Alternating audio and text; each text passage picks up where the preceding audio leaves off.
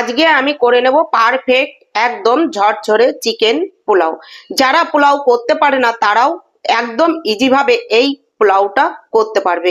তাহলে আমি কিভাবে পোলাওটা করেছি এই ভিডিওটা পুরো দেখতে হবে, ভিডিওটা স্কিপ করে দেখলে হবে না, স্টেপ বাই স্টেপ গুলো ফলো করে তবেই পোলাওটা করা যাবে। তাহলে চলুন আমি এই পোলাও রেসিপিটা কিভাবে করেছি আমার সঙ্গে থাকুন আর দেখতে থাকুন। নমস্কার, তাপসী রান্নাঘরে সকলকে স্বাগত। শুরু করছি নতুন একটা দিনে নতুন একটা ভিডিও। আজ আমি করব একদম পারফেক্ট ঝরঝরে চিকেন পোলাও। এই পারফেক্ট ঝরঝরে চিকেন পোলাও কিভাবে করলে ঠিকঠাক ভাবে করা যাবে সেটাই আজ আমি আপনাদের সঙ্গে শেয়ার করব।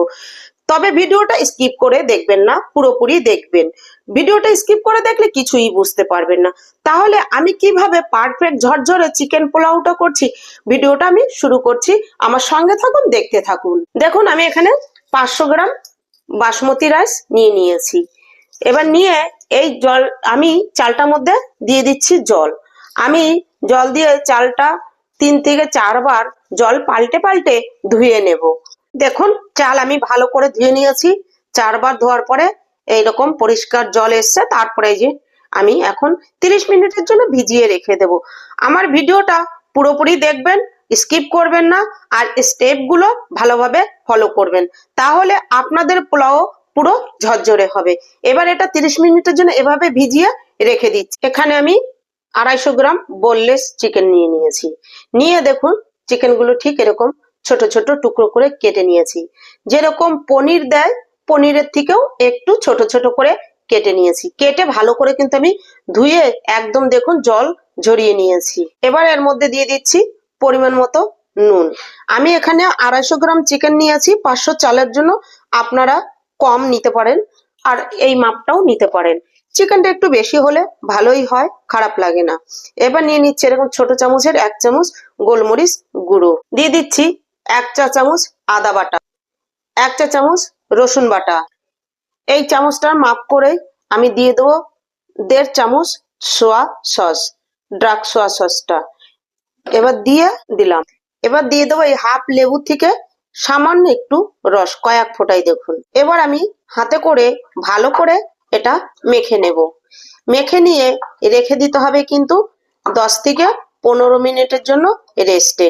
এর ভিতরে যেন নুন, আদা রসুনের রস, গোলমরিচের ঝালটা ভালোভাবে ভেতর পর্যন্ত ঢুকে, তাহলে কিন্তু এটা খেতে ভীষণ টেস্টি হবে, চিকেনটাও ভালো লাগবে খেতে।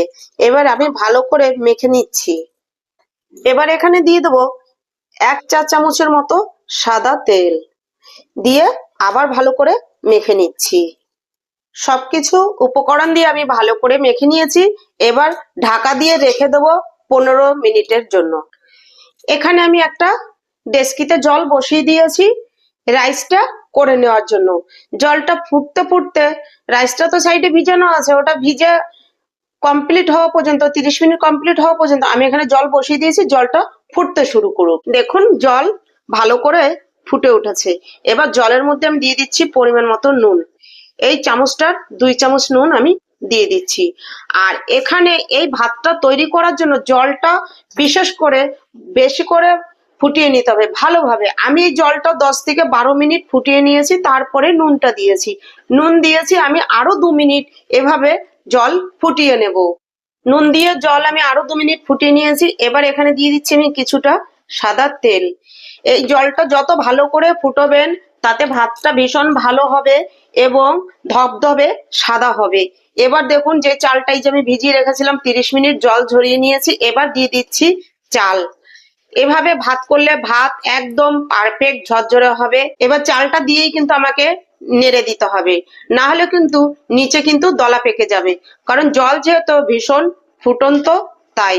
আর আমি কি কি স্টেপে এই কাজটা করছি পোলাওর জন্য, স্টেপটা ফলো করে আপনারাও এইভাবেই বানিয়ে নেবেন। তাহলে চলুন ভাতটা এবার আমি ভালোভাবে ফুটিয়ে নিচ্ছি। দেখুন রাইসটা ফুটতে শুরু করেছে। আমি একটা লেবু 2 টুকরো করে নিয়েছি, ভেতরে দানাগুলো ফেলে নিয়েছি। এবার এখানে দিয়ে দেব এই লেবুর রস। একটা লেবুর রস পুরো কিন্তু আমি দিয়ে দেব। এতে একটা রাইস আর একটা রাইসের গায়ে কিন্তু লেগে যাবে না। লেবুর রসটা দিয়ে আমি দেখুন ভালো করে আবার একটু নেড়ে দিচ্ছি। তবে এখন কিন্তু কাজটা করতে হবে ভীষণ আলতো হাতে, না হলে কিন্তু রাইসগুলো ভেঙে যাবে। দেখুন রাইসটা আমার হয়ে গেছে। ঠিক এরকম রাইসটা করে নিতে হবে, মানে 80% সিদ্ধ করে নিতে হবে, 80% সিদ্ধ করে নিতে হবে। নিয়ে এবার এখন আমি যে যে জল ঝরাতে রেখে দেবো ততক্ষণে কিন্তু আরো 10% সিদ্ধ হয়ে যাবে, আর বাকিটা হয়ে যাবে রান্নার সময়। এবার আমি এটা জল ঝরিয়ে নেব। জল ঝরিয়ে নেওয়ার জন্য দেখুন আমি সাইডে একটা এরকম ঝাঁঝরি ঝুড়ি নিয়ে নিয়েছি। এবার এই রাইসটা আমি এই ছাঁকনিতে করে করেই জলটা এরকম ভাবে এখানে ঝরিয়ে তারপর আমি ঝুড়িতে ছড়িয়ে দিচ্ছি। এতে রাইসটা আরো 10% সেদ্ধ হয়ে যাবে গরমে, আবার এর জলটাও ঝরে যাবে, রাইসটাও বেশ ঠান্ডাও হয়ে যাবে, গোটাও থাকবে। এইভাবে কিন্তু কাজটা করার চেষ্টা করবেন। আর এই রাইসটা করার সময় সব সময় জলের ভাগ বেশি দেবেন, জল যেন কম না হয়ে যায়, তাহলে কিন্তু রাইসটা হয়ে যাবে একদম গায়ে জড়া জড়া, মানে জল ঝরা জল ঝরা, সে মাঠ জড়িয়ে গেলে যেরকম হয় সেই রকম টাইপের হবে, ঝরঝরে রাইস কিন্তু হবে না। দেখেছেন আমি কি পরিমাণ জল দিয়েছি। তাহলে চলুন আমি রাইসটা নামিয়ে নিয়ে তারপর আবার আসছি। রান্নার জন্য কড়াই বসিয়ে দিয়েছি, আমি দিয়ে দিচ্ছি সর্ষের তেল। আপনারা রেসিপিটা সাদা তেলেও করতে পারেন। তেল গরম হয়ে গেছে, এবার আমি ম্যারিনেট করা চিকেন গুলো ভেজে নেব। প্রথমে আমি চিকেন গুলো ভেজে নিচ্ছি, দেখুন। আর এটা সর্ষের তেলে ভেজে নিচ্ছি আমি, তাহলে না কড়াইতে বেশি একটা লাগার ভয় থাকবে না। আর এটা রিফাইন তেলে করলে অনেক সময় কড়াইতে লেগে যায়, তার জন্যই।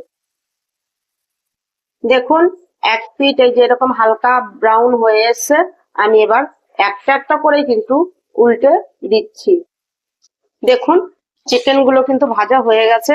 এবার আমি একটা ঝাঁঝরির হাতার সাহায্যে তুলে নিচ্ছি। এটা তুলে এর এক্সট্রা তেলটা আমি ঝরিয়ে নেব।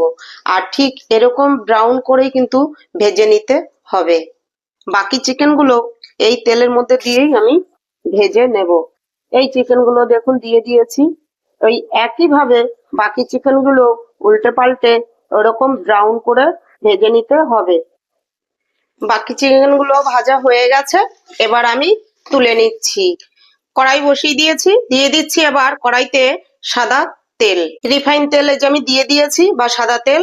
এবার এর মধ্যে আমি দিয়ে দিচ্ছি দেখুন 2 চামচ ঘি, এই চা চামচের 2 চামচ ঘি আমি দিয়ে দিচ্ছি। দিয়ে তেল আর ঘি ভালো করে মিশিয়ে নিচ্ছি। কিছুটা কাজু আমি জলে আগে থেকে ভিজিয়ে রেখেছিলাম, সেই কাজুটা আমি ভেজে নিচ্ছি। আপনারা চাইলে এখানে কিশমিশ ব্যবহার করতে পারেন, আমার ঘরে কিশমিশ পছন্দ করে না তাই আমি কিশমিশটা ব্যবহার করছি না। এবার কাজুটা আমি একটু ভেজে নেব। দেখুন আমি হালকা হালকা লাল করে কাজুটা ভেজে নিয়েছি, ঠিক এরকম ভাবে কিন্তু কাজুটা ভেজে নিতে হবে। এবার কাজুটা আমি তেল থেকে তেল ঝরিয়ে তুলে নিচ্ছি একটা ঝাঁঝরি ছাঁকনির মাধ্যমে। এবার আগে থেকে কেটে রাখা সবজিগুলো আমি এই তেলেই ভেজে নেব। দেখুন গাজরটা ঠিক আমি এরকম লম্বা লম্বা করে কেটেছি, এভাবে সরু সরু করে লম্বা লম্বা করে কেটে নিলে দেখতে ভালো লাগবে, তাই আপনারা আপনাদের পছন্দ মতন কাটতে পারেন, কোনো অসুবিধা নেই। গাজরটাও আমি ভেজে নিচ্ছি। গাজরটা দিয়ে 1 মিনিট নেড়ে চেড়ে নিয়েছি। এবার দিয়ে দেবো কেটে রাখা বিনস। দেখুন বিনস গুলো আমি ঠিক কিভাবে কেটেছি, একটু লম্বা লম্বা, মানে একটু বেঁকা বেঁকা করে কেটেছি তাই একটু লম্বা লম্বা হয়েছে, এতে দেখতে ভালো লাগবে তাই। এবার আমি বিনস গুলো দিয়ে আবার গাজরের সঙ্গে আরো 2 থেকে 3 মিনিট ভেজে নেব। বিনস আর গাজর যেহেতু একটু শক্ত তাই এই দুটোকে আগে ভেজে নিতে হবে। এবার এখানে আমি দিয়ে দিচ্ছি ইয়েলো বেল পেপার আর দিয়ে দিচ্ছি রেড বেল পেপার। এটা শুধু দেখতে সুন্দর হওয়ার জন্য বা কালারফুল হওয়ার জন্যই আমি ব্যবহার করছি। আপনারা চাইলে গাজর আর সবুজ ক্যাপসিকাম আর হচ্ছে গিয়ে বিনস দিয়েও করতে পারেন। আর দিয়ে দিচ্ছি কিছুটা ক্যাপসিকাম। আমি সবকিছু অল্প অল্প দিয়েছি। দিয়ে এবার এখন এখানে দিয়ে দেব সামান্য একটু নুন। সবজিগুলোর ভিতরে নুনটাও ঢুকবে আর সবজিগুলো খুব তাড়াতাড়ি সিদ্ধ হয়ে যাবে।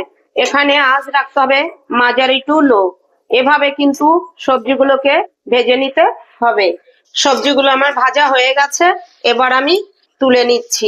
এবার এই তেলের মধ্যে দিয়ে দিচ্ছি 5টা এলাচ। দেখুন এলাচটা আমি ভীষণ ভালোভাবে ফাটিয়ে নিয়েছি।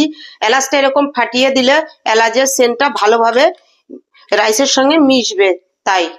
এবার নিয়েছি 4 টুকরো দারচিনি আর নিয়েছি 7-8টা লবঙ্গ দিয়ে কয়েক সেকেন্ড আমি এবার নেড়ে নিচ্ছি। এর থেকে মিষ্টি একটা গন্ধ বেরিয়ে আসা পর্যন্ত। আমার গোটা গরম মশলা থেকে মিষ্টি গন্ধ বেরিয়ে এসছে। এবার দেখুন এখানে মাঝারি সাইজের 2টো পেঁয়াজ আমি এরকম কুচিয়ে কেটে রেখেছি, দিয়ে দিচ্ছি। এখানে যেহেতু আমি চিকেন ব্যবহার করছি তাই আমি পেঁয়াজটা ব্যবহার করছি। এবার পেঁয়াজটা নরম হয়ে আসা পর্যন্ত আমাকে এটা ভেজে নিতে হবে। আশা করছি আমার এই ভিডিওটা আপনাদের কাছে ভালো লাগবে। ভিডিওটা যদি ভালো লাগে লাইক কমেন্ট সাবস্ক্রাইব করবেন, সাবস্ক্রাইব করে পাশে থাকা বেল আইকনটি প্রেস করে নোটিফিকেশনটি অন রাখবেন। যখনই আমি এরকম নিত্য নতুন ভিডিও আপলোড করব পৌঁছে যাবে সবার আগে আপনাদের কাছে। আর আপনারা আপনাদের পছন্দ মতো কোনো ভিডিও দেখতে চাইলে সেটা আমাকে কমেন্ট বক্সে কমেন্ট করে জানাতে পারেন। আপনাদের পছন্দ অনুযায়ী আমি সেই রেসিপি তৈরি করব।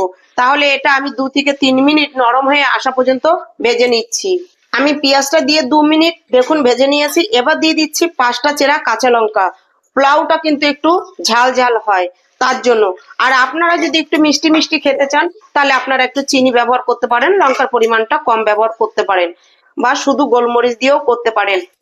এবার আমি এটা দিয়ে আরো 2 মিনিট নেড়ে ভেজে নেব। দেখুন আমি পেঁয়াজটা ঠিক এরকম করে ভেজে নিয়েছি, এর থেকে কিন্তু লাল করে ভাজা যাবে না। এবার এর মধ্যে আমি রাইস দিয়ে দেব। দেখুন এবার রাইসটা দিয়ে দিচ্ছি আর মিশিয়ে নিচ্ছি। এভাবেই কিন্তু রাইসের সঙ্গে মিশিয়ে নিতে হবে, তবে এই সময়টায় আঁচ রাখতে হবে একদম লো। তাহলে আমি রাইসটা দিয়ে ভালো করে মিশিয়ে নেব। রাইস দিয়ে আমি পেঁয়াজের সঙ্গে ভালো করে মিশিয়ে নিয়েছি। এবার দেখুন আমি আরো 1 চামচ থেকে 1.5 চামচ ঘি এখানে দিয়ে দিচ্ছি। এবার এখানে দিয়ে দিচ্ছি ভেজে রাখা চিকেন আর কাজু। এবার দিয়ে দেবো সমস্ত ভেজে রাখা সবজিগুলো। এবার আলতো হাতে কিন্তু এটা ভালো করে মিশিয়ে নিতে হবে। দেখুন সব সবজিগুলো দিয়ে চিকেন দিয়ে কাজু দিয়ে আমি এটা ভালো করে এবার মিশিয়ে নিচ্ছি। আর দেখুন রাইসটা কতটা ঝরঝরে হয়েছে। আপনারা যদি মনে করেন যে এখানে পেঁয়াজটা ব্যবহার করবেন না, না করতে পারেন, তবে আমাদের ঘরে খাবে না তাই আমাকে পেঁয়াজটা ব্যবহার করতে হলো, যেহেতু আমি চিকেন দিয়েছি। এবার আমি এটা ভালো করে মিশিয়ে নিয়ে তারপর আপনাদের আবার দেখাচ্ছি। দেখুন আমি সবকিছু দিয়ে ভালো করে মিশিয়ে নিয়েছি। এবার এই ছোট চামচের 1/2 চামচ গোলমরিচ আমি দিয়ে দিচ্ছি। এটাতে এর সেন্টটা বেশ ভালো আসবে গোলমরিচের একটা। গোলমরিচ গুঁড়োটা দিয়ে আমি আরেকটু মিশিয়ে নিচ্ছি। এবার 5 মিনিটের জন্য আমি ঢাকা দিয়ে রেস্টে রেখে দিচ্ছি। এর মধ্যে যে গোলমরিচটা দিয়েছি তারপরে ঘি দিয়েছি যেন রাইসের মধ্যে আমার এই সেন্টগুলো ভালোভাবে ছড়িয়ে পড়ে, তার জন্য 5 মিনিট আমি ঢাকা দিয়ে রেখে দেবো। তবে কিন্তু গ্যাস কিন্তু এখানে অফ করে দেব। এবার ঢাকা তুলে নিচ্ছি। 5 মিনিট হয়ে গেছে। দেখুন কি সুন্দর হয়েছে আর কতটা ঝরঝরে হয়েছে। যারা পোলাও করতে গেলে পোলাও ঝরঝরে হয় না, তারা একবার এই যে আজকে আমি যেভাবে বানালাম এইভাবে করে দেখুন, একদম পারফেক্ট ঝরঝরে পোলাও হবে। কি সুন্দর ঝরঝরে হয়েছে। এবার আমি আপনাদের সার্ভ করে দেখাচ্ছি। দেখুন দেখলেই বুঝতে পারবেন কতটা ঝরঝরে হয়েছে। এই দেখুন কি সুন্দর হয়েছে। এভাবে আপনারাও একবার করুন, এরকম ঝরঝরেই হবে। দেখুন আমি প্লেটে নামিয়ে নিয়েছি। কিরকম লাগছে বলুন, কি সুন্দর কালারফুল হয়েছে। আর আপনারা এভাবে একবার করে খেয়ে দেখুন, খেতে ভীষণ ভালো হয়। আর করে একবার খেলে বারবার কিন্তু করে খেতে ইচ্ছা করবে। ভিডিওটা যদি ভালো লাগে লাইক কমেন্ট করুন আর বন্ধুদের সঙ্গে বেশি বেশি শেয়ার করুন। আজ ভিডিওটি এখানেই শেষ করছি। ফিরে আসবো নতুন একটা দিনে নতুন একটা ভিডিও নিয়ে।